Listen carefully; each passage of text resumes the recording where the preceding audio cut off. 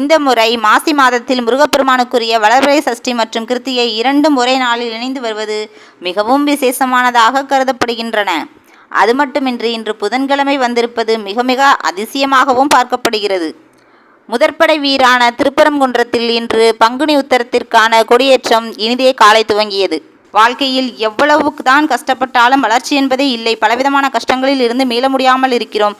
கடன் மற்றும் பொருளாதார நெருக்கடியில் சிக்கியுள்ளோம் என்கிறவர்கள், எவ்வளவு படித்தாலும் மனதில் பதிய வைக்க முடியலையே என்று ஏங்குகின்ற மாணவ மாணவிகள் அனைவரும் இன்று முருகப்பெருமானை வணங்கி வழிபட்டோமானால், இன்று சஷ்டி மற்றும் கிருத்திகை நட்சத்திரமான இன்று நம் அவரை வணங்கும் பொழுது அவர் நமக்கு வாரி வழங்குவார். நம் வள்ளல் பெருமான் முருகன்.